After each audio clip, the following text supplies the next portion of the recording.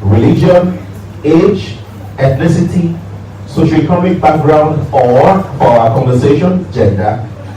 It's about giving everybody the opportunity to thrive by removing every barrier that may limit them from becoming the very best in their chosen field.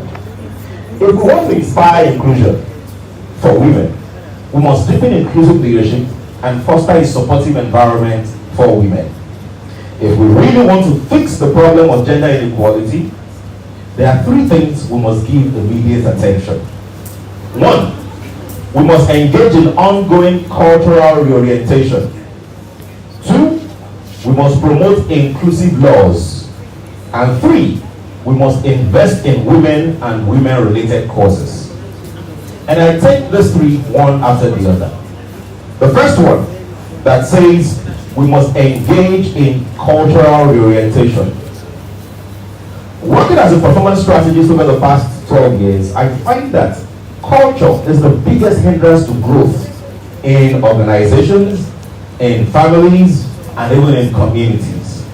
No wonder Peter Drucker said culture eats strategy for breakfast. I believe that no organization or community can grow beyond its culture, which is why I've dedicated my time and work to accelerating a culture of peak performance in organizations. Culturally, many people, institutions, and countries discriminate against women because they don't know any better. The culture of a people is whatever is generally accepted and agreed to as what they are supposed to do at any given time.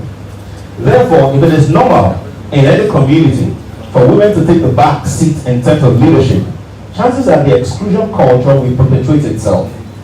People behave according to their beliefs. So to change how people act, there must necessarily be a change in what they believe. That's where those of us who know better should come in and educate people to do better. A new education and advocacy about inclusion should be the gospel that we preach with every opportunity we are given.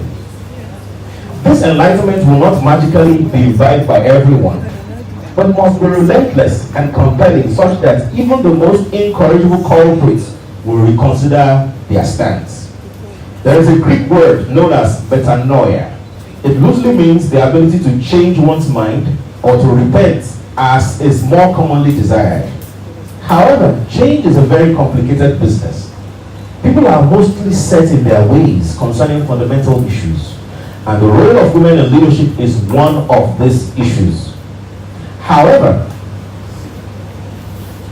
it takes a level of emotional intelligence to find out what the fears of people that are restricting change are.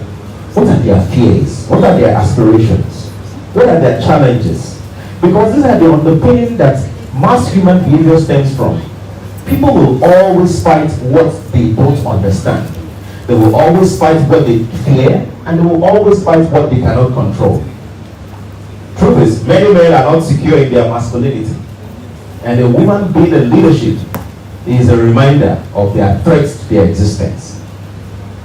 In her book, We Should All Be Feminists, that was published on the 29th of July 2014, a talented Nigerian author, Chimamanda Adichie, argues that there must be a change to the beliefs that provide a binary worldview on men and women in terms of social roles. She encouraged men to engage in conversations about women's rights and participation so that in better understanding the stereotypes surrounding a topic like feminism, the successes of women can be normalized and men will be secured in their own identity without aiding and abetting the social injustice of excluding women from leadership. This orientation also applies to women, just as it does to men. Chimamanda rebukes those who condition women. Chimamanda rebukes those who condition women to feel inferior and those who condition men to feel superior. In her words, I quote, "We teach girls to shrink themselves, to make themselves smaller. We say to girls, you can have ambition, but not too much. You should aim to